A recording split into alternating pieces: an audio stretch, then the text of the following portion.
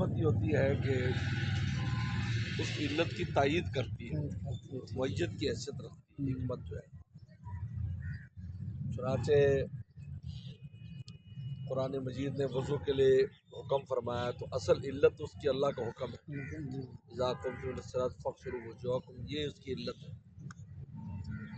اب اس کی حکمت ہے کہ اس میں یہ فائدہ ہے، یہ فائدہ ہے، چہرہ دھل جاتا ہے، منہ صاف ہوتا ہے، پاک صاف ہو کر اللہ کے سامنے انسان کھڑا ہوتا ہے، یہ ساری حکمت کی باتیں ہیں۔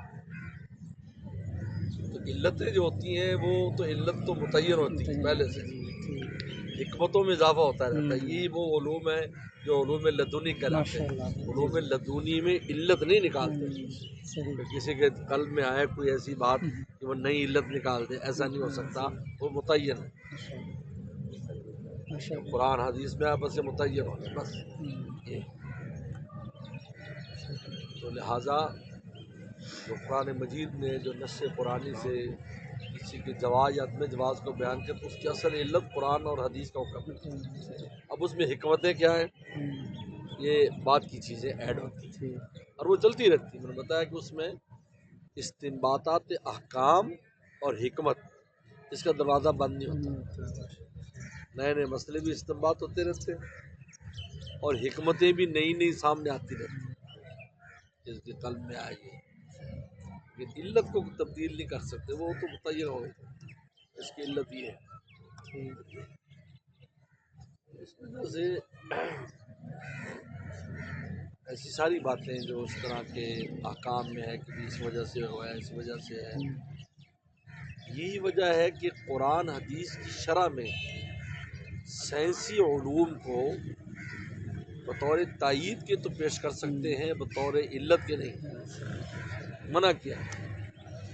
اس لیے جن لوگوں نے تفسیر کی بنیاد علوم عقلیہ اور علوم سائنس اور طبیعیہ پر رکھے، علوم طبیعہ کہتے ہیں علوم سائنس کو، جن میں بڑی مشہور تفسیر جو ہے تفسیر المنیر ایک تفسیر ہے جو بہت بڑے جو عرب کے عالم ہیں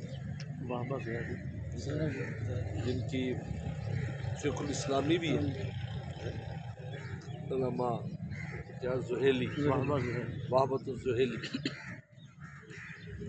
اب یہ ان نے تفسیر لکھی، ہمارے حضرت شیخ بن نوری رحمہ اللہ کی ان کی مصر میں ملاقات ہوئی، بلکہ حضرت ملنے گئے ان کے وہاں، انہوں نے سائنسی علوم کو بہت اس میں ذکر کیا اس تفسیر میں۔ حضرت نے وہاں پر اس موضوع پر بات کی، آپ نے تفسیر تو لکھی ہے اور آپ نے سارا مدار، آج اگر سائنس کی تحقیق تبدیل ہو جائے تو قرآن کی آیت کے بارے میں کیا کریں گے آپ؟ سائنس تو بدلتی رہتی ہے، آئے دن تبدیل ہوتی ہے ٹیکنالوجی۔ پہلے دیسی گھی، شوگر والوں کو منع تھا، آپ کہتے دیسی گھی کھاؤ اور کوئی نہیں کھانا، شہد منع تھا، آپ کہتے شہد کھاؤ، اس لیے مارکیٹوں میں اتنا شہد آنے لگ گیا۔ تو حضرت نے اس کی کافی ان کے ساتھ بات کی تو وہ کہنے لگے کہ کأنکا ملک، آپ گوئے کہ فرشتہ ہیں جو میری اصلاح کے لیے۔ انہوں نے رجوع یا انہوں نے اس کو اس میں کرنے کا موقع نہیں ملا، اس کو بہت ثقیل تفسیر میں رکھی، اتنی بڑی تفسیر، لیکن ان کو بات سمجھ میں آ گئی۔ وجہ یہی ہے، یہ جو علوم طبیعیاں ہیں، علوم عقلیہ ہیں، تو بدلتے رہتے ہیں۔ آج عقل غور، رات دن ہم دیکھتے ہیں سائنس کی آراء بدلتی رہتی ہے۔ یہ اصل جو علت ہے، علت حرمت کی، وہ اللہ رسول کا حکم ہے۔ اس لیے پیغمبر صلی اللہ علیہ وسلم نے حضرت ابن حاتم نے جب پوچھا کہ قرآن نے جو کہا ہے کہ ارباب من دون اللہ، عیسائیت تم اللہ کے علاوہ رب بناتے ہو، تو وہ عیسائی رہے تھے، پھر اس نے کہا جی ایسا تو کوئی عیسائیوں کا عقیدہ نہیں ہے، میں بھی اس مذہب میں رہا ہوں کہ ہم کسی کو رب بنائیں۔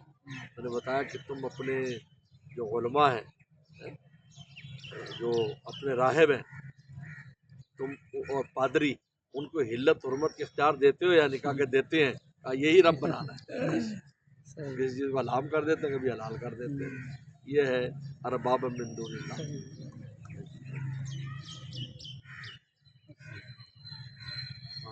ماشاء اللہ۔